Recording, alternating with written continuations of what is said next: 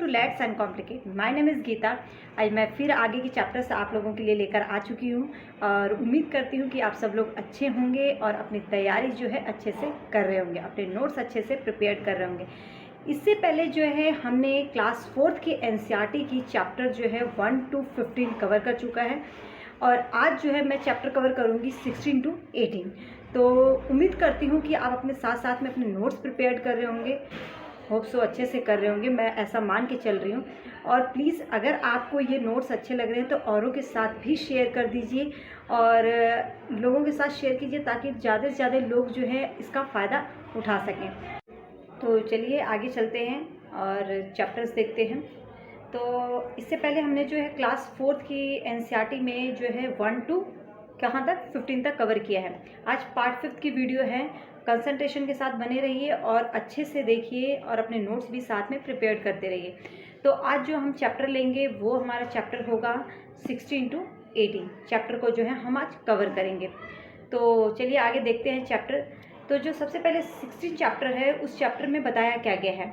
तो उस चैप्टर में जो है 16 चैप्टर जो है इसमें चू चू करती आई चिड़िया, मतलब है कि इसमें पूरे बर्ड्स के बारे में बताया गया है।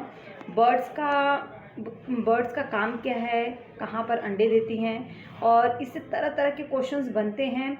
कौन कौन से बर्ड्स के बारे में बताया गया है वो मैंने पूरा 2D पॉइंट्स में कवर किया है। और आप बस इतना ध्यान रखिएगा कि इनको अच्छे से पढ़िएगा क्योंकि आपको सब लगेगा मिलता जुलता, लेकिन थोड़े थोड़े से डिफरेंस से थोड़ा डिफरेंस है इन सब में, तो ध्यान से बने रहिए। तो सबसे पहले जो हम इसमें कवर करेंगे किलचड़ी, कौवा, कोयल, फाख्ता, गौरैया, बसंत गौरी और एक मीन बीवर पक्षी के बारे में। तो देखते हैं इनके बारे में क्या बोला गया है।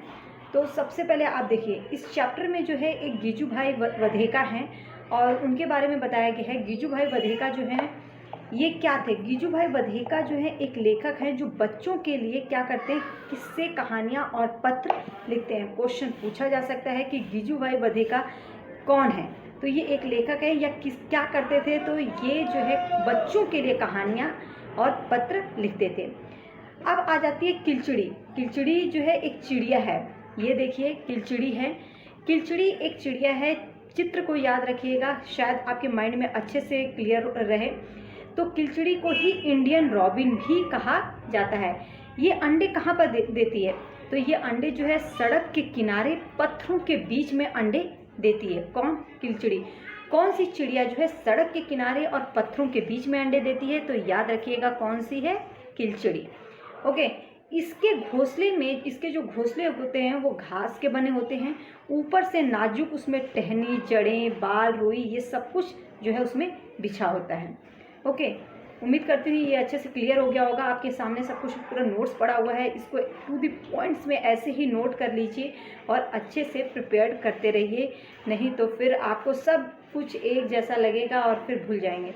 मेरा काम है बताना, आप बाकी अपने अपनी पढ़ने के तरीके होते हैं, आप ऐसे पढ़ते रहिए।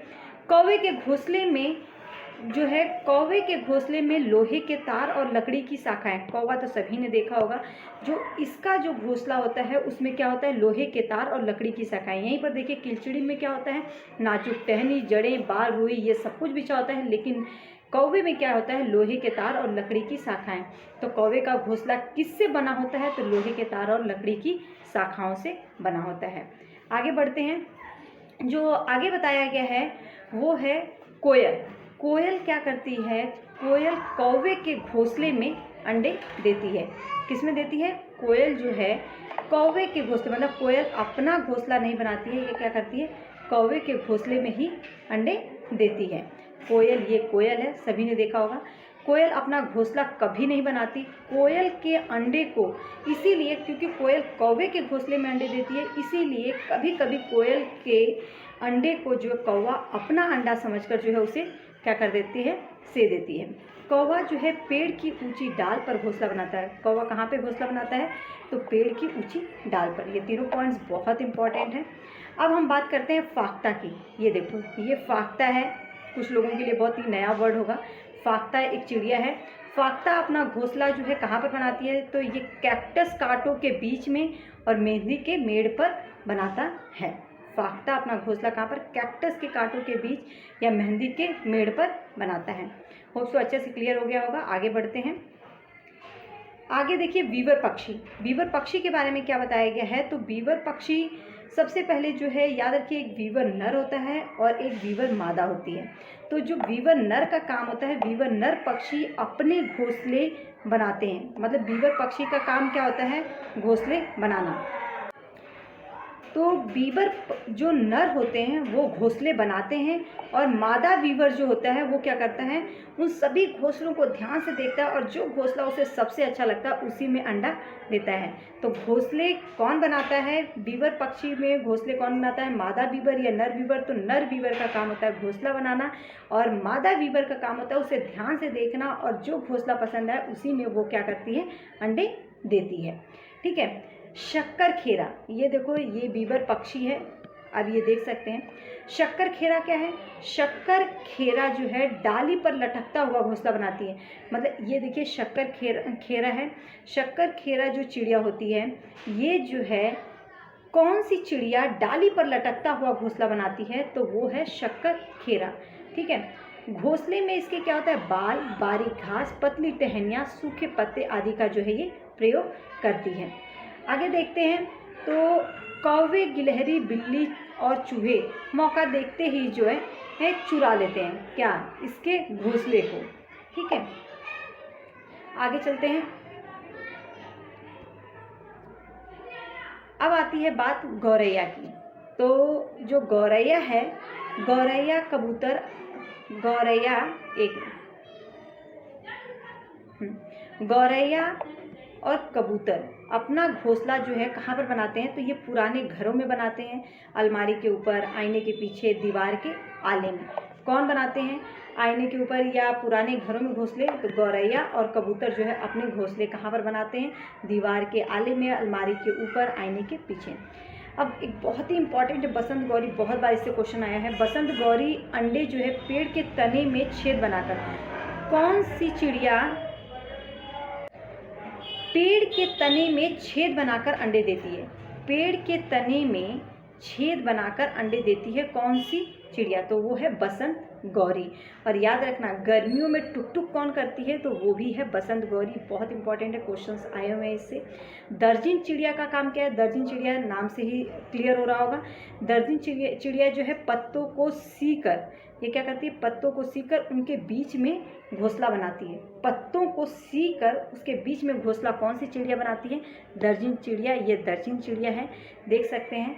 और याद रखिएगा, चित्र से बहुत अच्छे से लोगों को याद रहता है, माइंड में काफ़ी टाइम तक रहता है, इसीलिए मेरा मकसद रहा है यहाँ पर चिड़िया का चित्र रखना।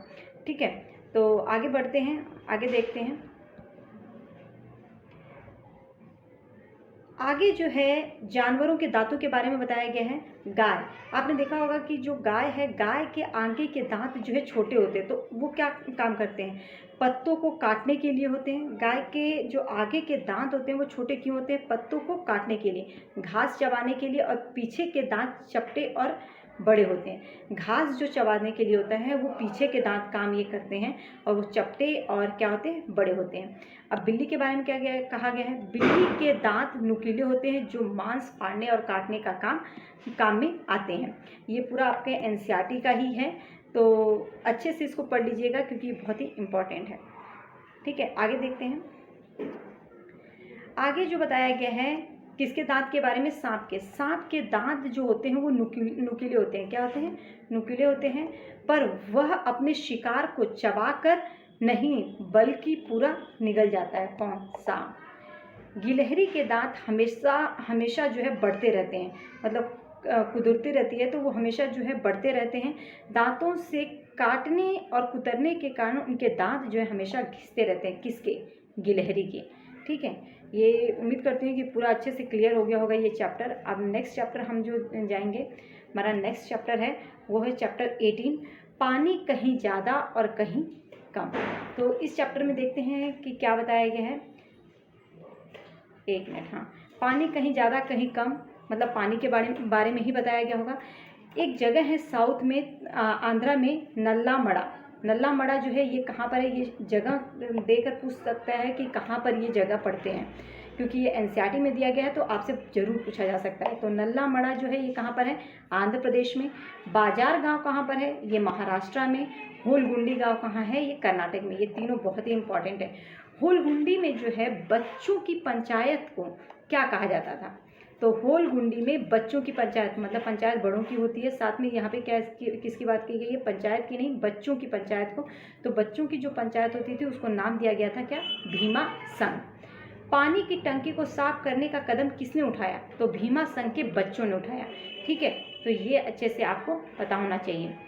और यहाँ पे जो है उम्मीद करती हूँ यहाँ तक आपका 18 तक चैप्टर पूरा आप लोगों ने अच्छे से क्लियर कर लिया होगा, अपना मतलब नोट्स बना लिए होंगे। मैं बार बार बोल रही हूँ, अगर आपको ये वीडियो बहुत ही अच्छी लग रही है, मतलब लग रहा है कि इससे कुछ आपको हेल्प मिल रहा है, आपको नोट्स बनाने में फ़ायदा हो रहा है, तो औरों के साथ शेयर कीजिए ताकि औरों को भी फ़ायदा मिल सके। और उम्मीद कर रही हूँ कि अपनी तैयारी अच्छे से कर रहे होंगे और इस बार का सी टेट का एग्ज़ाम आप अपना ज़रूर निकालेंगे। All the best.